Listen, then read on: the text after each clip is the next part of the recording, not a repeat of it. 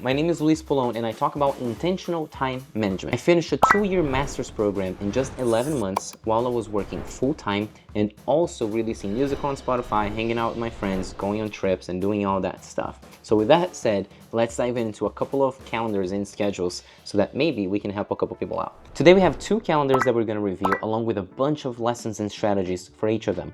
One is from a Reddit post and one is from someone that sent me their schedule on Instagram. Let's dive into this. Is it normal to only have 1.5 hour of free time? I just tried to make a daily schedule for weekdays for the first time. By the way, this is the first time. Okay, so let's try to be nice. To see what time I would have to wake up to start going to the gym. I like to either play video games or crochet after work, but it looks like I only have an hour and a half of free time if I start working out. This is pretty depressing to me. Is this how people live? Less than 2 hours of hobby relax time a day? Okay, let's dive into the pictures over here. This is number 1, this is number 2, this is number 3. I'm actually going to do this part on my computer. So this is 1, this is 2, this is 3. So I took the time to write all this down before, that way we could, buzz through these. There are 7 things that we should talk about in her schedule, okay? Again, let's try to remember that's the first time that she is making a schedule, and I'm assuming, she's starting to work just now. Point number 1, she asked, hey, is it normal to only have 1.5 hour of free time a day?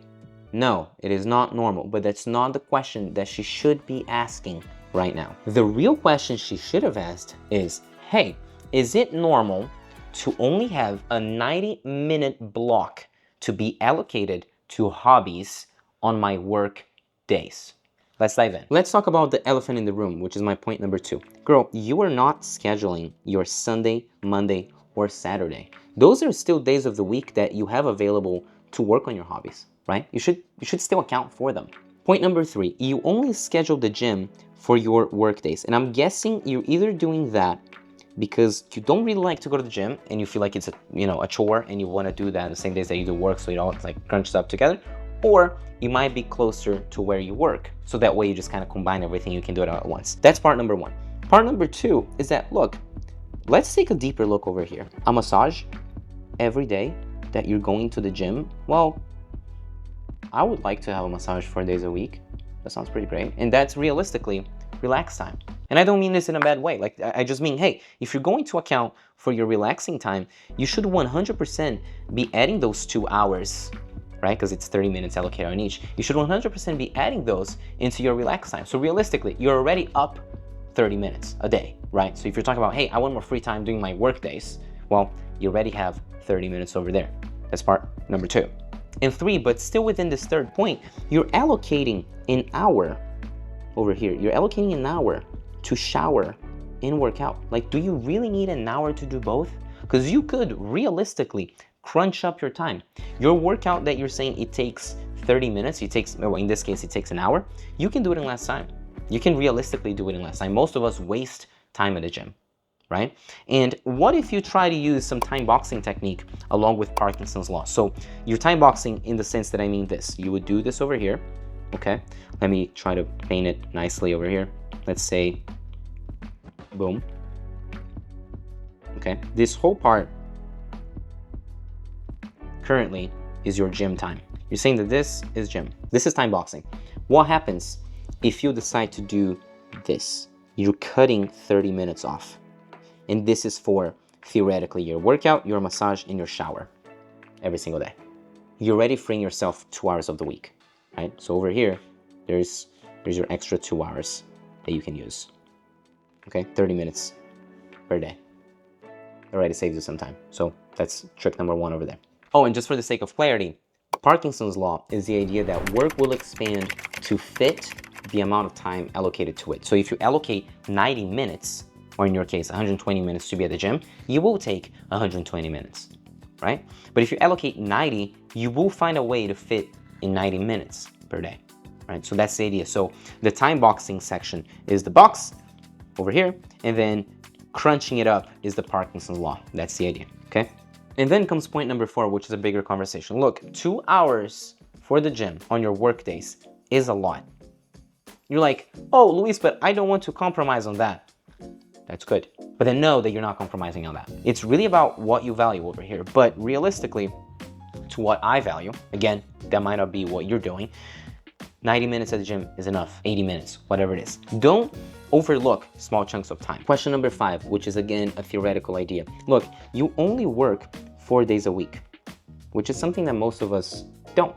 So even if you were to have 0 time on those days, to have free time on those days, that would have been fine, because most of us don't have a 4-hour work week. And I say that with the idea of, look, your days don't have to look like everybody else. And you also might not need rest time every single day. That is an idea that you or someone else implement in your head. Some days you could just work. You're not gonna die if you do that. And some days you could just relax. You're not gonna die if you do that. So if you're like, Luis, I wanna go to the gym and I wanna spend 2 hours there and I wanna do 4 hours of crochet, that's perfectly fine. But then know that, hey, I can move this stuff around over here so that the other days I can do whatever the heck I want, right? We only got the same amount of time, so you need to make sure that you're allocating it accordingly to how you value things. Point number 6, which I'm gonna have to go back to the website over here to Reddit, because girl, you took the screenshot at like almost 4 a.m. and you're supposed to be in bed, right? Like, we need sleep. For you to function throughout the day, you need proper sleep, and sticking to a consistent sleep schedule is actually very healthy. I really hope that you're seeing that the idea is that, look, your schedule needs to look like what you want it to look like, right? But then when you set the schedule, stick to it. You are on the right path. Please don't understand this wrong. You are on the right path. Now, you need to sleep. And my point number 7 is, again, the Parkinson's law, but on a general level, right? Like, anything that you take here on your schedule, okay, I want you to think about. So you have hobbies, you have sleep, which, by the way, in case you guys haven't noticed, I compressed some of the times over here, right? Like, sleep is over here, but I just cut it up so I can talk in one section. All the stuff that you're doing, I need you to have an honest conversation with yourself of like, hey, can I save 10 minutes here? Can I save 10 minutes there? Can I save 30 minutes over here? Do I really need to do this thing this day? Because if you can apply the Parkinson's law and you're saving an hour here, an hour here, an hour here, an hour here, well, obviously not work, but you know, you can find dinner, for example. Like, do you need that much for dinner? Can you eat dinner faster? Can you meal prep? Because eventually you're gonna realize that, look, all this stuff over here, there's a big chance you might be able to save 2+ hours a day. And that way you can allocate it to whatever you want. This is how you start. Like, creating the schedule that you created is how you start this stuff. And it's pretty useful. Everyone should do it. You're gonna do it wrong. I do it wrong all the time. And when I say wrong, I mean wrong in your terms, in the sense of, hey, you need to figure yourself out too, so that way your schedule works for you. Do not fit into my schedule. That's not a goal. You need to change this up so it works for you. Seriously, do not feel discouraged. You will find more time. You will get better at this. It is a process. It's not simple, but you get there. Congrats for doing it again. Let's dive into the second thing. By the way, if you're into intentional time management, you like this conversation we're having, please consider subscribing. This is exactly how I get to know if you guys are enjoying it. Put a comments below, say everything you want to say, you know, tell me what's in your heart, tell me if you want to review your schedule or anything like that. Let's keep going. Next round. Now, let's discuss a different schedule that has a different goal. Before we dive into this new one, let me give you some context. This person follows me on Instagram, so we got to chat a little bit about, you know, what are her goals, what does she want to do, what's concerning her. And her question to me was, look, how do I make a schedule when my work is always changing? Meaning, I know I have to do work, but when I get to work, it always looks different. And because it always looks different, there's always new stuff to do, and I always feel behind. So how do I create a schedule that actually doesn't make me feel like I'm behind? Oh, and side note, she's Brazilian, so half of her calendar is in Portuguese and half is in English, but I'll explain it to you. Don't worry, it works the same way. Okay, so this is the schedule, and I cleaned it up a little bit just so we can actually see day by day. And we're not going to discuss weekends because we're going to assume that she's not working on the weekend, much like the other person too. All right, let's dive into the schedule and let's get a sense of what's going on. Okay, so Monday, getting ready to commute 5 to 8:30. So I guess she's waking up and work is just very far on that day. So she works from 8:30 to 4:45. She commutes back home. She goes to beach. In this case, it's not beach, it's beach tennis. Okay, it's not beach. Then dinner, shower, meditation, and sleep. Okay, Tuesday, work, character mapping. I don't know what this is. We're gonna assume it's her personal time or work. Lunch takes an hour. Work, again, networking event. This was personal for her. This is work, Pilates, dinner, shower, meditation, sleep. So she has a night routine. You can see she'll take an hour here. And realistically, she has dinner. She had this whole thing right here would be her routine. Now, Wednesday, wake up, get ready. This is a presentation work, lunch, work, meeting, gym, extra time to work if needed, dinner. So this day is mostly just work, which to the other point, to the other girl, hey, this is a day that she's mostly doing work and going to the gym for 1 hour. Okay. Then July 4th, she's not in the US, so she's not really taking this day off. Get ready, wake up, work, but she's starting earlier. Okay, so look at this real quick. She's starting at 7 a.m., whereas here she was starting at 9. So she has this flexibility to change her schedule, which is pretty nice. And then keep going, so lunch, work, this is an afternoon coffee, pick up her boyfriend, and then Pilates. Then Friday, ready, work, lunch, work. This is pedicure and manicure, work, and gym. Okay, sweet. So we can tell that she works out a lot. She does Pilates, beach tennis, she'll go to the gym, she'll do all this other stuff. On Thursdays, apparently, generally, she picks up her boyfriend, and I'm assuming that they will spend the weekend over there, which is probably why the weekends don't even show up. They probably go on trips or whatever the heck. Then pedicure, manicure, which I'm assuming is not always, but we can tell a few more things over here. Okay, so let's dive in. Let's get into the questions now that we understand her schedule. Point number 1, which is your biggest problem. You want to be able to handle your work schedule. Here's what I need you to do. You know, when you're doing these work sections right here, all of those, create a separate schedule just for work. Luis, what? Yes. So in here, it's just going to say work, but you can create an additional calendar in Notion and in Google and plenty of other calendars. But say you're working here 9 to 11. In your personal calendar, it says 9 to 11, and it just says work. In your work schedule, you will have the breakdown of exactly what you're doing over there. So when you come into work, if it's always new and you don't get to prep the night before, or say you get to prep the night before in the morning, the first thing you need to do before you start working is you're gonna take 15 minutes to organize your day. Okay, so take this Tuesday, for example. You're working from 9 to 11, and I'm assuming this is to 12, really. So you're working 9 to 12. Then you're working 1 to 7. Within that section, when you come into work, you're gonna say, hey, between 9 and 10, I'm gonna be doing this. So you can say 9 to 9:15, scheduling, planning. 9:15 to 9:45, it's a Pomodoro session. You're gonna do this. Then you're gonna take a little break. Then you're gonna do another Pomodoro session. You can do whatever the heck you want, another Pomodoro session. By that end, you're gonna be hitting 12. Try to always think of your work in a sense of, oh, I know she works in social media and content creation. She's a content strategist. If you need time to focus on stuff, say you think it's gonna take 2 hours. Now you're gonna apply time boxing in the sense of, hey, you're gonna block that time for that, and you're gonna say content creation. But within that content creation, you know that you're splitting that up into Pomodoro sessions. 25 minutes break, 25 minutes break, 5-minute break, 25 minutes, 5-minute break, and then a 15-minute break after 4 of them. Why does that matter? Because you cannot stay focused for that long, right? You cannot stay focused for that long. So if you wanna be able to just do that work in 2 hours or in 4 Pomodoro sessions, you need to be able to fully focus. Again, you're creating a separate work schedule. That's my point number 1. That's the point that I think will make the biggest difference for you, but there's some details we're gonna dive in. Before I forget, to-do lists when you're planning. Point number 2, maker versus manager time. Maker time is when you're creating stuff. So say you're trying to do a content strategy and you need to dive in, do deep work, or you need to think of your business strategy. How do we grow? Or when you're actually actively creating a post, you need to be able to focus. That's maker time. Manager time is when you're having meetings, okay? So it's different. You're in a different zone. You pop, boom, pop, boom, pop, boom. You're going from one place to the other and you're having conversations because you still need those for your business to run.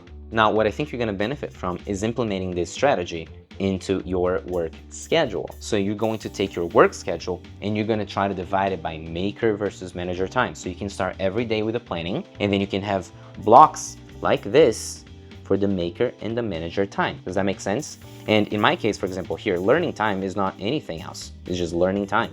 Manager time is manager time. My workouts are at 3 to 4 p.m. and I can shift those around a little bit. Point number 3, I also know that this person has a company they work for. So they have clients and they have their own company. You also need to try to divide your workday into those sections. From my conversation with her, she generally tries not to work on weekends because if she schedules stuff, she knows she'll do it and she'll not have, the other segments of her life fulfilled. You also have to try to realize, hey, when I'm gonna be working on client stuff, I'm gonna be working on client stuff. Do not shift between the client stuff and your own company. The reason I say that is because we are very bad at multitasking. I'm an advocate for monotasking. like a huge advocate for monotasking, because we're not like a computer that can have multiple things and multiple people running in our head at the same time. You need to be able to plan out and schedule out when you're doing your own stuff. Actually, if I run back to my content over here, I have a little section that you can see for client project execution, because I have my own content, stuff that I make, and here maker time could be for any of them.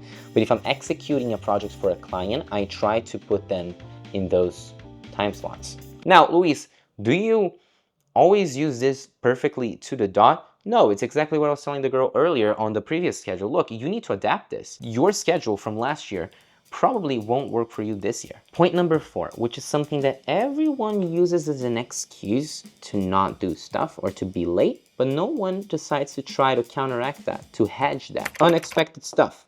Life happens. Shit's gonna happen. Sorry, like life happens. And you need, and you can, in fact, plan for that. You can plan for the unexpected. Luis, what? She was telling me, look, Luis, I think that I'm always feeling like I'm behind at work. That's because 1 of the things that you're not implementing that I mentioned so far, but 2, you're not building that buffer, that unexpected time. What I mean by that, on my Saturdays, I have the unexpected. That could be, I wanna go out with somebody, I wanna go do something. It could be, I got sick, it's unexpected. And I also have 1 empty slot over here.